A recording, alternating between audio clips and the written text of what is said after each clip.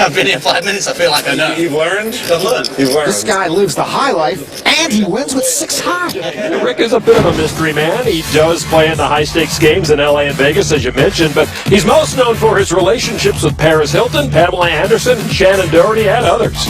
Of course he played himself on Entourage. Who else was going to play him? Tony Danza? This guy's a one-man industry, and I don't even know what the industry is. Pretty audacious payouts here at the one drop to the top 3. $15 million up top. Only 8 players will cash. Our defending champ, Antonio, with ace-4 offsuit. Under the gun, he'll fold. Sam Trickett, the big stack at this table with over $11 million. Ace-5, worthy of a raise to 160. You can feel the heat from here. Rick Solomon, 9-8 of clubs. You know, I see that hat and that beard, and I'm thinking Serpico. He makes the call. Seaver folds to Dryden on the button.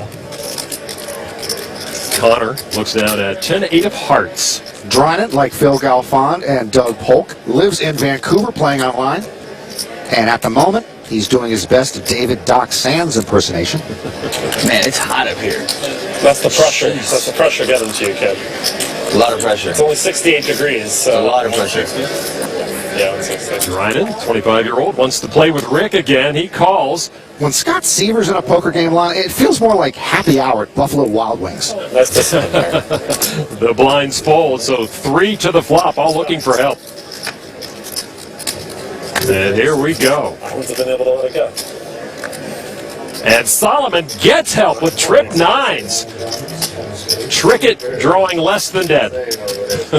He checks. Solomon checks. Well, they both check, and if I've got Dryden's hand, I would bet here, but that's just me. 2 pair for Dryden. He's reaching. He's going to bet? Somebody had. He can't win the hand. Somebody had to bet. 260,000. Trickett folds.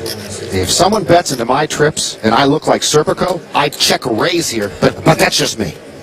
Oh, with trip 9s. Trickett like drawing less than dead. Rick Solomon. He checks. There is the check raise. Solomon 760,000 total. Well, we both check, and if I got Dryden's hand, I would bet here, but that's just me. Pair for Dryden. I'd call here out of spite, but that's just me. He's reaching. He's going to bet? Dryden. Wondering. Somebody had to bet. 260,000. A non-believer. He calls for $500,000 more. That's a bad call. He can't win. All right, turn card heads up. 7 of diamonds. Both players now open-ended with the same straight draw. And Rick with some of those tasty purple chips in hand. So worth $250,000 each. That's a $1 million chip bet. I have no more advice to give, Lana. I'm exhausted. You've used it all up this early in the season? Dryden now with the top pair, and of course the 9's on board. Why wouldn't he think his hand's good? He cuts out 4 purple chips as well. And they're in the middle now. Over $4.1 million in this pot. River card, ace of diamonds, a 3rd diamond on the board. Solomon checks quickly. Maybe Dryden can turn his hand into a bluff now, but something tells me Solomon calls most bets here. He checks back. I got 9. And the 9 for trips will take the pot. Nice.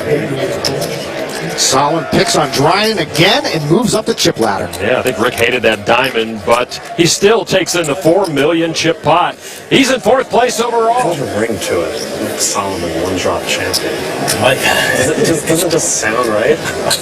Also, this place needs some giant banners of you in it that they can never take down. Come on. That'd be actually incredible.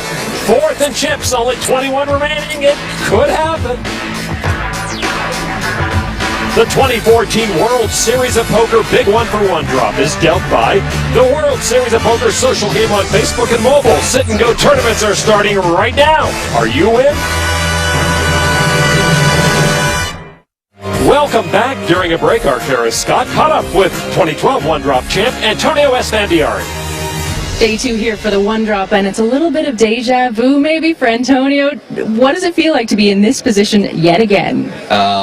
Feels amazing. It's a rush that I haven't really felt before.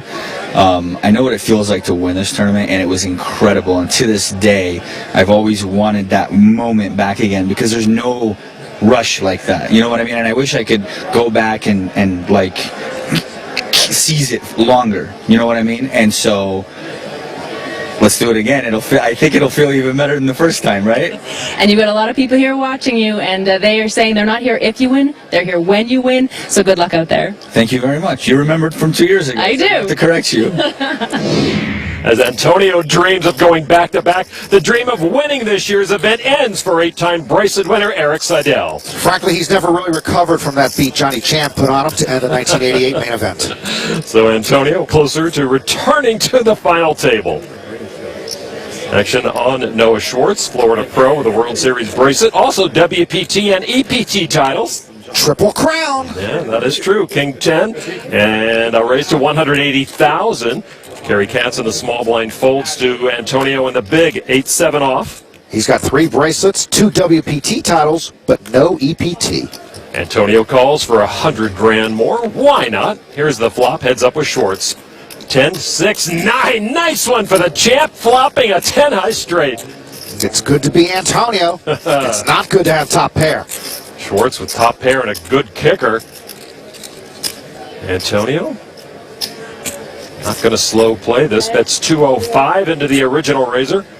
Schwartz finished 52nd at the 2013 main event. He has a degree in finance from Florida International University, which always sounded like a fictional college. Got to think that no one likes his hand. Plus he knows Antonio is capable of playing any 2 cards, so you never know what he's up to. Schwartz taking his time with this, though. Now puts in calling chips.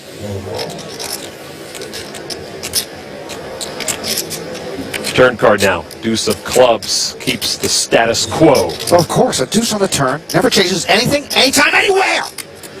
Esfandiari with a stranglehold on this baby. If Antonio were analyzing this, I guess he would say you have to keep your story consistent. It's interesting that he's trying to keep his story consistent. I never believe a word he says. That's true. 405,000 and a nasty look from Schwartz. Well, Schwartz knows the deuce of clubs is a benign card. He certainly might think that top pair is good here.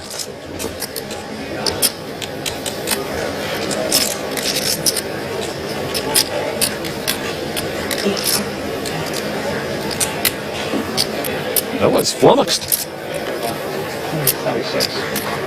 All in. Call. All in? Drawing dead? Never good. He's reflummoxed. You know, when you move all in, get called, and are drawing dead, it's a bad day at the office, Lon. Plus, you're paying $1 million rent at this office. And just like that, Noah Schwartz sees all of his chips become the property of the Big One defending champ, out in 20th place. Sorry about that. What an awful feeling for Noah Schwartz to be drawing dead, but still commit all your chips to the pot. That win pushes Esfandiari into 2nd place as he and his globe-trotting partner, Dad Bijan, continue to dream of another win. I know. If I'm Antonio, I'd never stop smiling. Antonio Esfandiari running good in the big one, just like always. 19 players remaining. There'll be a complete redraw when we get down to 16. Daniel Coleman still the chip leader. Scott Seaver with Jack 8 suited raises to 190,000. Kerry Katz on the button. Fold 7 tray. Pocket 5s for Antonio in the small blind. The day before one drop, Antonio drove up to Mount Charleston, about 45 minutes from Las Vegas, took a long hike, meditated, and visualized winning. Maybe that stuff works, though it works even better to get good cards. A re-raise from Antonio to 505. Trickett in the big blind. Trickett is tricky, but he's not tricky enough to play those cards. He folds. So it's back to Seaver, also a member of the Triple Crown Club. Scott scares me when he looks like this, Lon. I half expect a Hannibal Lecter moment. He's usually so happy at the table, but you're right about that. Seaver seriously calls for 315,000 more. All right, here's the flop. King 8 king. Seaver pairs his 8 for the lead. He's got kings and 8s. Antonio, kings and 5s. Antonio reaching for chips again.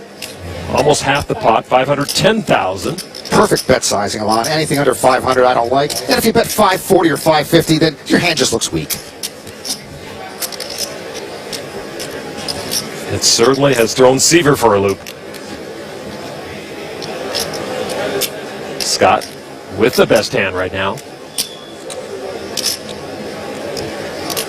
And commits calling chips. Antonio seems a lot more relaxed than Scott at the moment.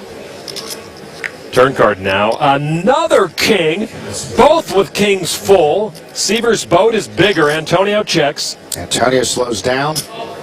Scott channeling the Godfather before a big Corleone family decision. Seaver checks back. Okay.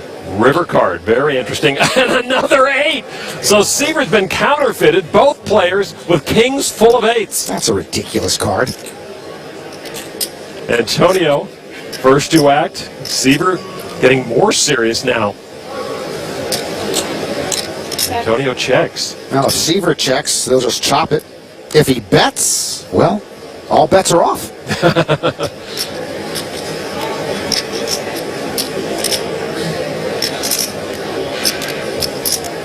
Antonio now curious. Why the delay, Scott?